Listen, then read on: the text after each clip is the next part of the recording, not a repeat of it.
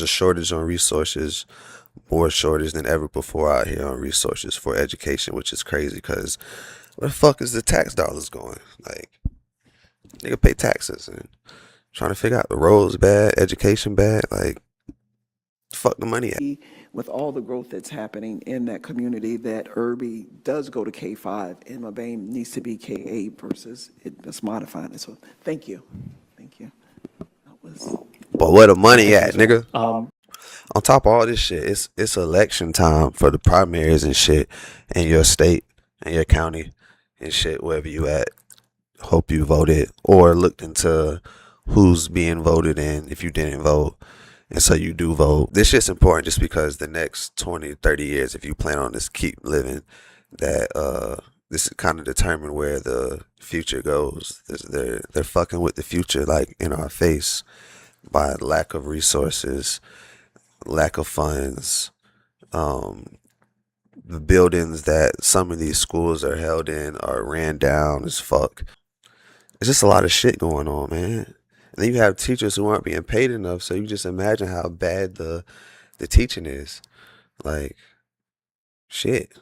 I'm gonna go back though, cause in the beginning, when the teachers and shit were able to talk, or parents too, they were able to kind of like voice their opinions and whatnot. So here we go. All right, I'm Gabriel Lopez. To the board members in front of me, I know people make mistakes, but in your line of work, consistent mistakes are just bad decisions and are detrimental to our future and harmful to our youth. I'm a very kind, gentle, compassionate, and caring man. That's probably why I was such a great kindergarten teacher to my students. And despite my non-renewal letter that has all of your names on it. Let's pause that. He basically said, I know y'all fucked up. And I'm just here to let y'all know y'all fucked up. I received a bonus letter offer, also with all of your names on it, because my class test scores qualified for the bonus. Those of you campaigning up there saying you want to support teachers, does that mean all of the teachers or only the ones who stay quiet when problems arise? Who is it that you are trying to protect? What exactly are you trying to hide? Why do you consistently choose to force good teachers and great administrators out of this county? I'm very excited about my new teaching position in a different county with one of the excellent administrators that brought Rawlings from an F to a C. And Rawlings is an elementary school. Why is the elementary school an F school? That's crazy. Like, that's crazy. Created a ripple that you will likely be dealing with for many months, if not years.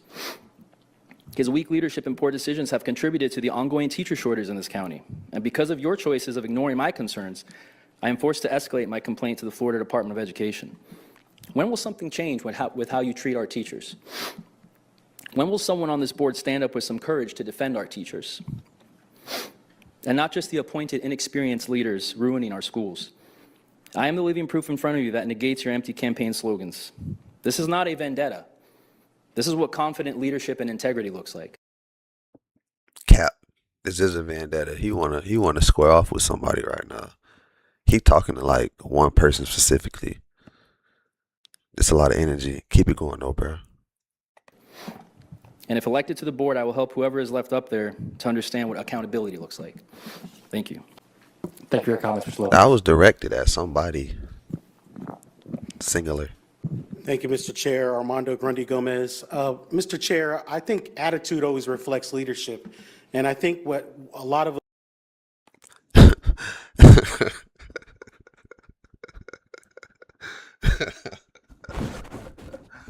That's a remember the Titans line. You heard what he said? He said, I think attitude reflects leadership. That's a line from Remember the Titans.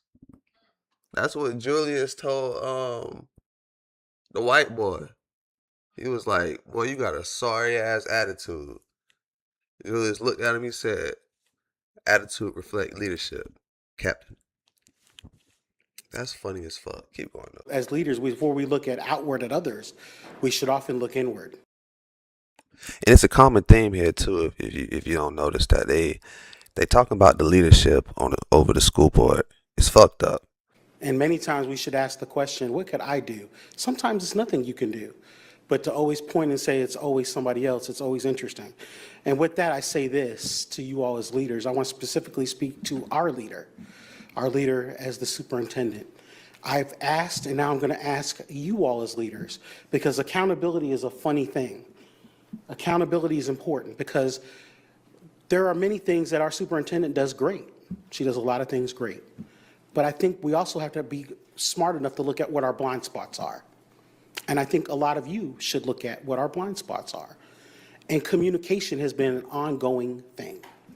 And I don't say that as a dig, I say that as it is important as we begin to build a lift, because you all don't move as a singular entity or a singular voice. You all are supposed to move together.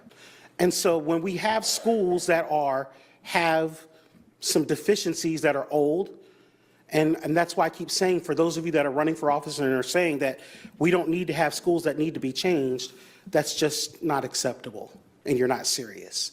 And if you're one of those candidates that are running saying, there's nothing that needs to happen to 70-year-old buildings with pipes that are old and raw sewage is coming up, you're not serious. And I take you, and I believed you the first time. So like I'm saying, where the fuck the money at? Where the money at? Because these schools still look like they did when we was in elementary school. Then yeah, where the money at, dog? They already done closed down or trying to close down. I don't know if they did elementary school out there in Alachua and make another one K through 8. I think there's going to be a lot of problems the first week. And the reason why I say this is I'm looking on my daughter Skyward, and it's saying she's supposed to be going to Rollins, but she's not going to Rollins. She is going to Karen and Sharon. That there's going to be a lot of kids going to the wrong schools. This is how you get kids in the seats, by having a positive experience in BPK, and they would want to stay for kindergarten. And that's all I got to say. President, I want to thank you for the reversal of the involuntary transfers. It is hard to admit that something didn't work as planned, but it is so important to do so. It is greatly appreciated by every teacher you allowed to stay at their home school. So the gist of it is the motherfucking the motherfucking public schools need more, like we said at the beginning, need more resources. They need money. They need funding. They need to pay the teachers more. Teachers need more to be able to do more. It's just simple. They're talking about closing schools and combining schools and shit for I believe business purposes with shit. Maybe because I don't know, maybe because there's a shortage on shit, but I just know since the COVID year, it kind of fucked up the whole school system, and ever since then, it's just been fucked up. In these meetings and shit, they've came to no solution. They're just telling them how bad they hate it. Teachers that left are coming back to tell them how better it is where they're at and how bad it was here.